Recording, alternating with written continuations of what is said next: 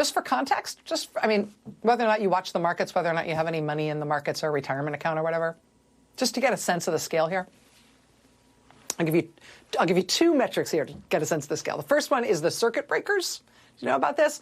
The markets have circuit breakers that kick in when things go off a cliff. That's a mixed metaphor, but I think you know what I mean.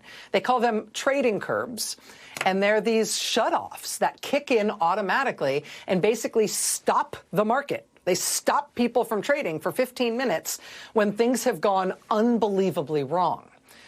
And where those circuit breakers kick in, like the threshold of how bad it has to be before the circuit breakers kick in, is when the S&P drops 7% from the previous day's close.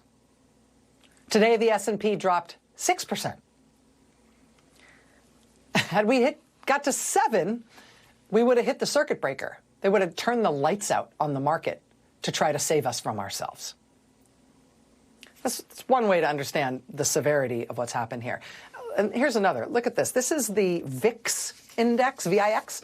Unlike the stock market graphs where you can tell things are bad when they go down, with the VIX, it's the volatility index. It goes up when things are terrible. It's like the economic crisis meter. And you can see there are just a few big peaks there over time. The first huge peak, that's 2008. That was the global financial disaster of 2008, the worst financial catastrophe since the Great Depression. That's the first big peak.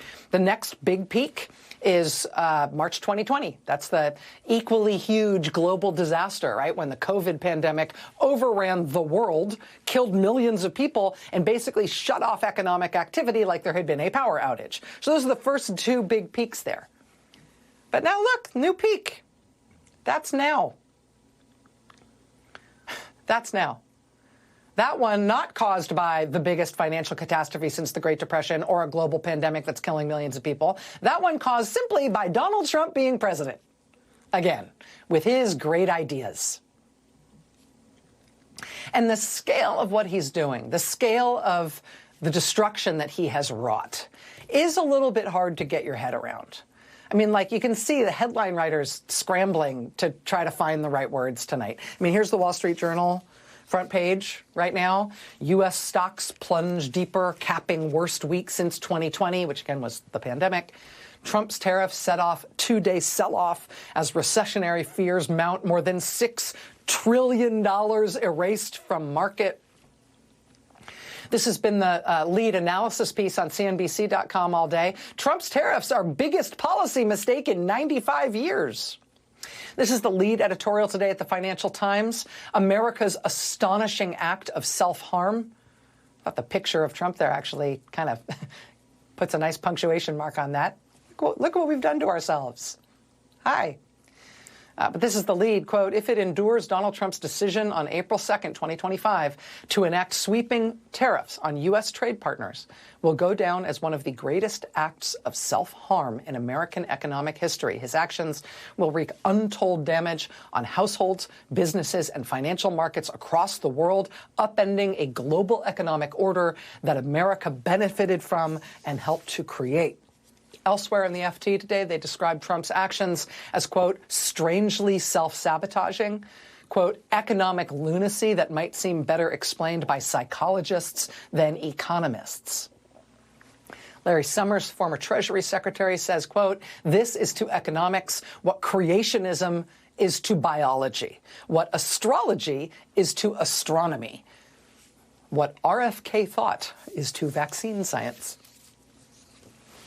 The Wall Street Journal summarizes tonight, quote, the Dow Jones Industrial Average became the last of the three major financial indices to enter a correction, defined as a decline of 10% or more from a closing peak. After today, the Dow is down 14.9% from its most recent high. The Nasdaq is now a bear market, off 22.7% from its recent high. Anything more than 20% is considered a bear market. The Magnificent Seven stocks, which include NVIDIA, Apple, and Amazon, collectively lost $1.55 trillion in market capitalization this week. That is a record. Apple alone saw $443.5 billion in market value evaporate. I mean, it is it is hard to get your head around how much damage this one man can cause. I think it's even harder to get your head around simultaneously the fact that he can do damage of this magnitude with such a teeny tiny amount of thought. Right? You think it would take like a grand plan and some big brains to figure out how to destroy the economy of the richest nation on earth. But that's not how it's working out. Turns out it doesn't take a big idea or a lot of big brains working together. I know that this may be something that you remember, but just in case it's not, I'm just going to put this back on the front page here just for a second. Because do you remember where Trump got the tariff thing from in the first place? Do you remember like when and why and how we started talking about tariffs in the first place? It was in his first campaign for president. Trump didn't really have any formal economic advisors. So he told his son-in-law, Jared, to find him an economic advisor. Trump reportedly gave Jared some vague ideas of what his thoughts were on economic issues. You know, something, make me look tough, China bad, something. Jared then decided to find his father-in-law a financial advisor for his presidential campaign by going on the Amazon.com website and starting to browse books. Not like reading the books, because you can't do that on the Amazon website. He was just looking at the covers, looking at the titles. And he found a book title that he thought was so cool. The title was Death by China. Oh my God, that's so cool. That's so awesome. And that apparently was it. This quote from Vanity Fair. Trump gave Jared a summary of his views and then asked him to do some research. Kushner simply went on Amazon, where he was struck by the title of one book, Death by China, co-authored by a man named Peter Navarro. Jared then cold called Navarro, a well-known trade deficit hawk who agreed to join the team as an economic advisor. Navarro was a major advocate for an aggressive pro-tariff policy. Where did Peter Navarro get his idea that tariffs would be a good policy for America? What was his backup for that conviction? Well, he did have backup from a real expert who he cited in at least a half dozen of his books, including the one that Jared found on Amazon that fateful day.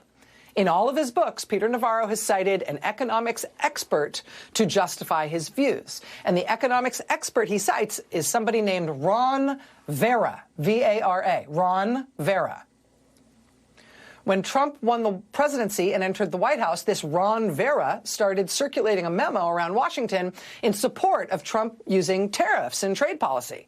According to the New York Times, the memo had been, quote, sent from an email address purportedly belonging to Ron Vera. At one point, Ron Vera wrote in the memo that Trump could, quote, ride the tariffs to victory. The problem is Ron Vera doesn't exist. He never has. The economics expert that Peter Navarro has long cited to explain why he's so gung-ho on tariffs, this person, Ron Vera, is a made-up person. He is a fictional person. Peter Navarro invented Ron Vera as his expert source so he could quote this expert source over and over and over again in his crackpot books.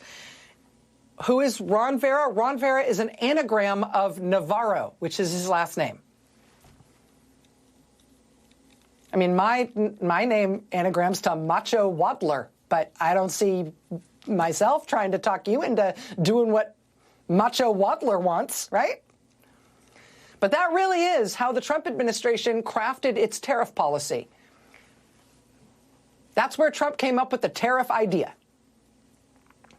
Circulating a fake memo from a fake person with a fake email address in order to make it look like this was a serious issue being debated by real experts. That is the intellectual basis on which Donald Trump today wiped $6 trillion of wealth out of existence and crashed America's markets and brought America and the world to the brink of a self-inflicted, on-purpose, global Great Depression along the lines of what we had in 2008 and what the pandemic inflicted upon us in 2020.